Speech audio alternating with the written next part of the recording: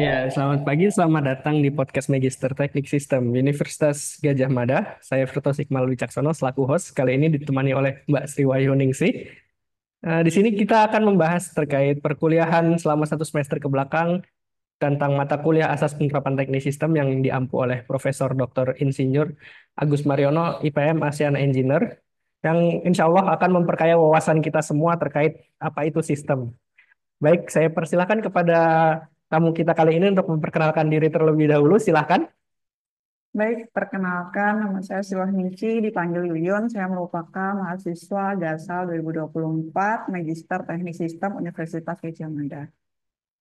Oke. Nah, setelah 1 semester kita bertemu atau berjibaku dengan perkuliahan pengantar atau asas penerapan teknik sistem ini, apa sih sistem menurut Mbak Yuyun itu? Jadi, menurut saya, sistem itu kalau dalam sederhananya, itu adalah kumpulan elemen-elemen yang saling berinteraksi dan berhubungan satu sama lain. Namun apabila kita ingin sistem itu menjadi yang sempurna, maka harus memiliki beberapa unsur, mulai dari elemennya, hubungan dari elemen antar elemen yang saling berinteraksi, metabolisme dari sistem itu sendiri, bagaimana tujuan sistem itu, bagaimana kita bisa mengontrol sistem itu, dan ruang lingkup dari sistemnya itu. Jadi suatu sistem itu kompleks ya, mencakup segala hal yang ada di sekitarnya, bukan hanya tentang dia sendiri, begitu ya. Nah, jadi eh, untuk lebih jelasnya, bagaimana sih kita mengaplikasikan tentang kesisteman ini dalam kehidupan kita, Mbak? Jadi, saya memiliki pengalaman yang relevan akan pola pikir sistem ini. Jadi, saya pernah bekerja di suatu perusahaan yang masih dalam fase project. Hmm. Jadi, awalnya perusahaan ini tuh belum memiliki sistem K3L. Sehingga pada saat saya bergabung, itu kami berusaha untuk membuat sistemnya. Bagaimana K3L tersebut agar tidak terjadi yang namanya kecelakaan kerja. Dan di situ saya menyadari bahwa ternyata sistem itu bukan hanya bagaimana cara teknisnya di lapangan, namun juga bagaimana cara komunikasi antar departemennya. Karena apabila komunikasi antar departemen ini tidak baik, maka dapat menyebabkan sistem itu akan stagnan, bahkan bisa tidak bekerja. Dan akhirnya kami membenahinya dengan cara membuat sebuah komite K3L untuk berkomunikasi dan juga membagi tugas untuk ruang lingkup pengawasan area kerjanya. Dan alhamdulillah dampaknya sangat positif sehingga kami memperoleh 1 jam kerja tanpa LTI atau kecelakaan kerja. Oh, jadi saya tarik kutipan sedikit ya. Jadi dalam sistem itu tidak ada Superman, tapi kita super tim ya. Semua terlibat dalam menyelesaikan suatu masalah ini. Jadi eh, sangat relevan ya di kehidupan nyata ini. Eh, itu benar sekali. Jadi bahkan ada sebuah buku yang berjudul Pola Pikir Sistem karya Prof. Agus Mariono itu juga menyebutkan sebuah contoh dalam organisasi. Jadi kadang itu bahkan sering sekali kita tuh hanya berfokus terhadap goals-nya saja yang atau hasilnya saja. Tapi kita tuh lupa bagaimana proses elemen tersebut akan bereaksi, bagaimana hubungannya. Padahal proses itu juga yang paling penting karena kita kan inginnya sebuah sistem itu berkelanjutan ya, bukan hanya mencapai satu goals terus selesai. Tadi Mbak Yuyun menyinggung network nih dalam jawaban terakhirnya. Bisa dijelaskan nggak sih Mbak, network yang dimaksud di sini tuh network yang bagaimana? Ya, jadi dalam sebuah sistem itu juga yang paling penting ketika kita ingin menjadi sempurna, itu semua elemennya itu tidak merasakan rugi dan juga di sini terdapat hubungan network yang penting, baik itu formal atau informal. Nah, jadi bagi saya network itu bukan hanya perihal kita mengenal banyak orang, tapi lebih dari itu, bahkan tentang membangun hubungan yang bermakna dan juga saling mendukung. Jadi ibaratnya tuh kualitas kita networknya itu jauh lebih penting dibanding kuantitas atau berapa jumlah networknya yang kita kenal. Oh. Nah, jadi selama perkuliahan ke belakang ini kan tentunya ada buku-buku yang diacu atau direkomendasikan oleh dosen kita, Prof. Agus Mariono ini. Jadi buku apa sih Mbak yang menurut Mbak itu berarti selama perkuliahan ini? Ya, jadi beliau juga Prof. Agus Mariono itu yang berjudul Networking. Nah, di sini dalam buku ini juga menjelaskan bahwa detail mengenai bagaimana bentuk network, bagaimana cara kita memulai ingin membangun sebuah network, terus yang paling penting juga gimana pembuatan profil individu kita atau pada saat sebuah kelompok, bahkan institusi seperti universitas. Bukan hanya itu, yang paling penting juga di sini menjelaskan bagaimana cara memelihara networking itu. Karena ini menurut saya sangat penting. Betul, betul. Nah, tadi kan disinggung mengenai network itu sangat luas dan kompleks ya, Mbak. Dan itu dibilang disebut penting. Kenapa tuh, Mbak? Ya, jadi menurut saya sering kali lihat saya sendiri dan juga rekan-rekan saya itu banyak sekali yang melupakan yang namanya cara memelihara networking. Bahkan ketika mereka ingin memulai, itu juga bingung gimana ya caranya agar networking ini tetap terjaga dan juga berkelanjutan. Padahal ketika kita memiliki networking, itu kita perlu sekali yang namanya menjaga eksistensi diri kita di dalam network itu. Karena itu sebuah keharusan. Bahkan ketika networking itu mulai merenggang, itu tidak jarang rekan-rekan itu hanya pasrah. Ya sudah ya, mungkin sudah waktunya untuk renggang networkingnya. Padahal seharusnya tidak boleh responnya seperti itu. Harusnya kita berupaya untuk bagaimana caranya network ini kita tetap harmonis dan juga dengan cara mungkin salah satunya kita membuat kegiatan yang secara berkelanjutan atau kita sekadar mengajak makan siang untuk berbincang bagaimana ada permasalahan yang dapat kita bantu atau apa saja yang bisa kita tawarkan untuk menjadi bagian networking di kegiatan tersebut. Ya, jadi tadi disampaikan bahwa untuk menjaganya itu salah satunya dengan membuat kegiatan atau sering-sering bersilaturahim gitu ya, Mbak ya. Nah, jadi hubungan itu apa ya? Untuk menjaganya itu kita harus membuat network kita memberikan suatu output yang bernilai begitu ya, Mbak ya. Ya, benar sekali. Jadi saya juga melihat biasanya juga sebuah perusahaan itu ketika kita bekerja sama itu pasti akan bertanya apa yang akan saya dapatkan kalau saya akan bekerja dengan Anda? Seperti itu kan biasanya. Nah, ini juga ada terjadi salah satu pengalaman saya ketika saya menghadiri sebuah pelatihan authorized guest tester. Di situ ada sebuah pembicara dan di situ biasanya kan kami akan bertukar kartu nama. Jadi alih-alih hanya bertukar kartu nama, itu saya berusaha untuk mencoba memahami apa yang bisa saya tawarkan ke pembicara tersebut. Di situ kami banyak sekali berdiskusi, terutama mengenai tentang bukan hanya guest tester, ternyata juga beliau itu adalah asesor atau evaluator yang juga melihat bagaimana sistem K3L di sebuah perusahaan.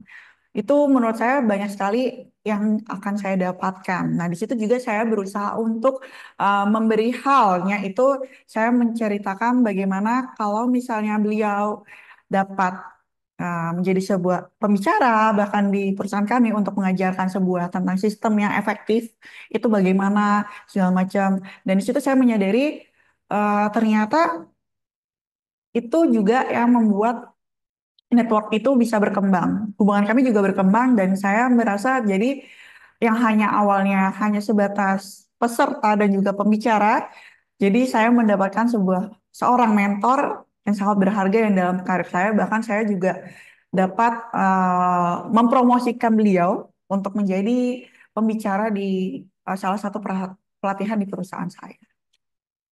Jadi dengan kita menawarkan apa yang kita bisa ya, jadi tidak hanya berkenalan, tapi kita harus aktif mempromosikan diri kita sendiri. Kita bisa ini, itu. Selanjutnya kita bukan hanya mendapat network di situ, jadi kita juga bisa mengambil suatu manfaat dari network itu. Nah, bagus sekali nih ya. Jadi, nah tadi kan kita sudah membentuk suatu network nih, Mbak. Dari network itu, bagaimana sih kalau kita mau memperkuat network tersebut ataupun mau mengextend network itu? Jadi, menurut Prof. Agus Mariono yang disebutkan di bukunya, yaitu Networking, itu yang membuat atau yang kunci yang membuat networking kita semakin kuat itu adalah tentang kepercayaan. Jadi, Di buku itu tuh menekankan bahwa kepercayaan itu adalah fondasi dari jaringan yang kuat. Tanpa itu bisa saja ya kita tuh hanya sekedar say hey atau formalitas saja yang hanya bertemu di suatu momen yang sama. Padahal kita bisa melakukan atau mendapatkan hal yang lebih banyak lagi. Atau secara kata lainnya itu kita bisa memanfaatkan networking itu. Nah, itu juga yang paling penting kita bangun yaitu mengenai tentang personal network.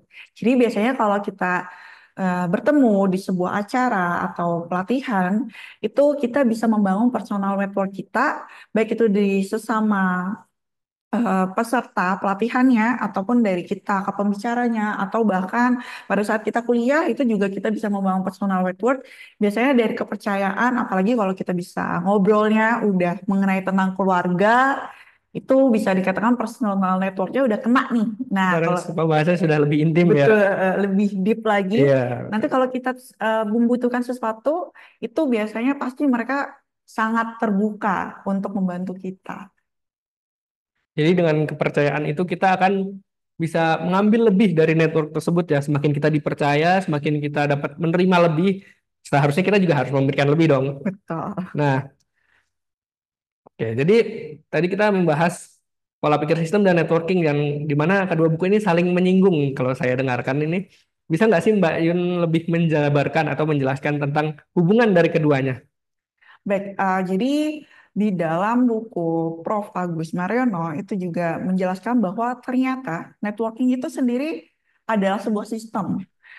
Jadi ini juga masih berkaitan dengan pengalaman saya yang sebelumnya perihal tentang sistem K3L di sebuah perusahaan yang saya pernah bekerja. Nah, di situ tuh terdapat permasalahan awalnya. Ya, biasanya seperti itu. Ketika kita baru pertama kali membuat sistem, itu sulit sekali kita melakukan eksekusinya. Pasti ada perbedaan-perbedaan pemikiran. Di situ kami ingin menerapkan bahwa sistem K3L itu bukan hanya milik Departemen SSAE. Namun hal ini juga memerlukan yang namanya lintas departemen, baik itu produksi, utilitas, mekanikal.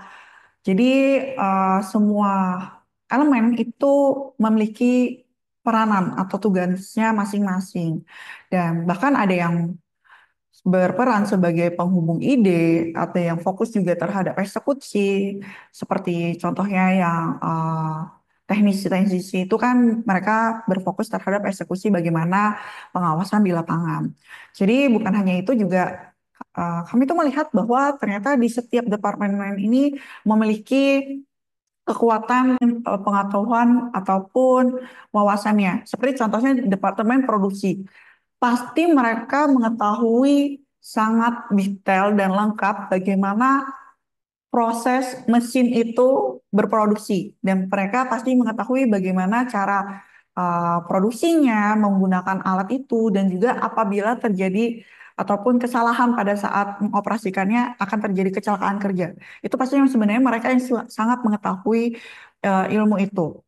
Nah, jadi menurut saya sistem K3L itu suksesnya itu bukan karena kami mencapai 1 juta jam kerjanya, tapi mengenai tentang ini bukti bahwa kami bekerja sebagai sistem yang terintegrasi. Jadi bukan hanya individu-individu per departemen itu yang bekerja, namun kami bekerja secara integrasi sebagai sistem. Nah, buah hasilnya adalah 1 juta jam kerja tanpa LTI itu. Jadi bukan goals-nya itu, tapi bagaimana proses mencapai. Mencapainya gitu. Iya. Kan sekarang ini kita kerja juga tidak hanya mencari uang ya, jadi kita mencari kesejahteraan yang dimana di dalamnya ada keselamatan itu sendiri kan. Oke, nah lanjut ke era saat ini Mbak. Sekarang kan semua sudah digital, bisa melalui internet dan lain-lain, tidak perlu harus langsung bertemu secara luring atau di luar jaringan begitu. Bagaimana sih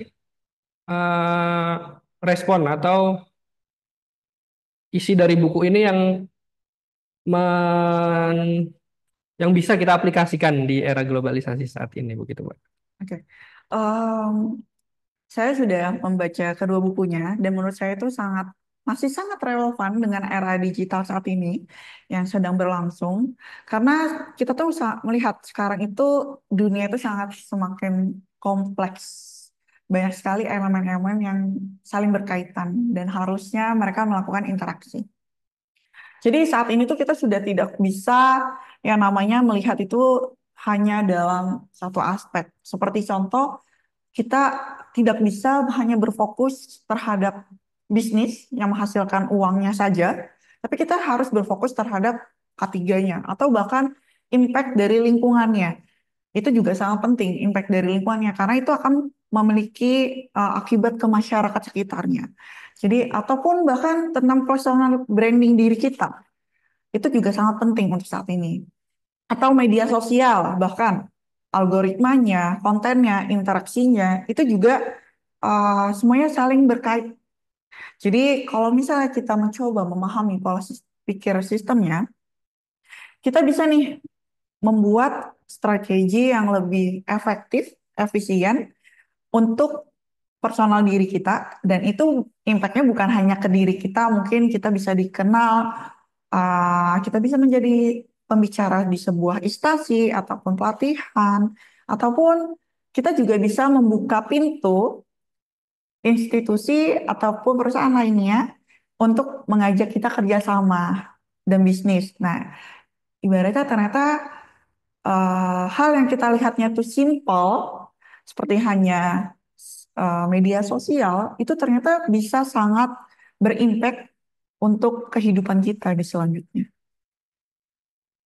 Ya, jadi dengan era globalisasi sekarang ini kita lebih mudah untuk membranding diri kita agar lebih mudah dikenal secara meluas ya, skalanya dunia. Tapi itu juga ada konsekuensi tersendiri di mana kita harus lebih menjaga diri kita, bagaimana tindakan kita di internet dan sebagainya.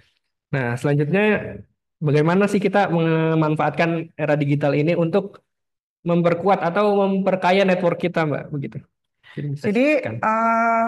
saya setuju banget dengan Mas Iqbal tadi bicara bahwa saat ini memang sangat mudah untuk kita menjadi viral, tapi itu juga sebuah tantangan. Pasti kita inginnya viral yang baik-baik tentunya. Betul. Jadi ketika personal branding kita itu bagus, dikenal masyarakat, nah di situ juga kita harus berhati-hati dalam bersikap. Terus apalagi kalau misalnya memberikan ciutan-ciutan itu harus sangat-sangat diperhatikan.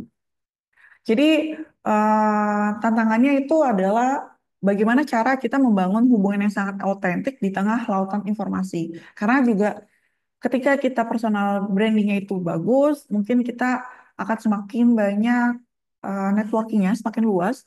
Tapi yang paling penting yang seperti saya bilang tadi, gimana kita bisa menjadikannya menjadi personal network yang ketika kita kenal dengan seseorang itu bisa heart to heart, lebih deep.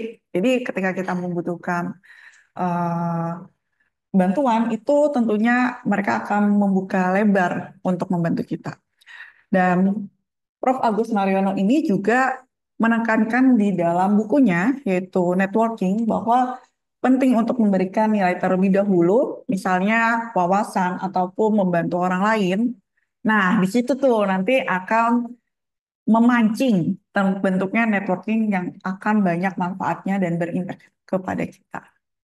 Iya. Jadi kesimpulannya dari materi-materi selama 1 semester ke belakang ini, apa yang disampaikan oleh Prof. Agus Mariono, baik secara langsung ataupun melalui buku-bukunya ini sangat relevan ya untuk kehidupan kita dari mulai pola pikir sistem dan juga bagaimana kita membangun network. Itu kita bisa belajar bahwa hubungan yang bermakna adalah kunci kesuksesan untuk kita semua itu. Baik, benar sekali. Jadi di dalam buku ini juga mungkin rekan-rekan juga akan bosan ya kalau misalnya buku hanya menjelaskan tentang teori-teori saja. Apalagi biasanya bahasanya itu akan sulit dimengerti kalau Betul, misalnya betul.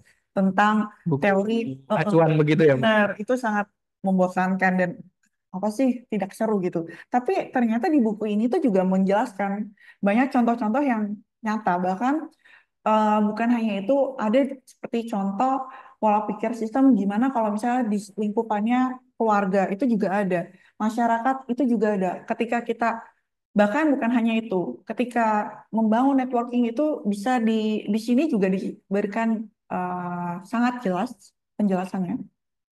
Ketika kita masih anak-anak, remaja, mulai dewasa, bahkan ketika kita menjadi mahasiswa S2, itu sudah dijelaskan sangat-sangat detail. Dan menurut saya sebenarnya mudah diimplementasikan kalau kita memiliki keyakinan yang sangat kuat seperti Betul, itu. betul. Ya, terima kasih Mbak Yun sudah menemani beberapa menit kita ke belakang. Semoga apa yang kita bahas jauh ini menambahkan wawasan untuk saya sendiri, untuk Mbak Yun, dan untuk teman-teman yang menonton podcast ini. Semoga kita senantiasa diberi kesehatan, mau diperlancar rezekinya, dan bisa membangun network yang lebih kuat dan lebih luas. Terima kasih. Sekian dari kami. Ya, sampai jumpa.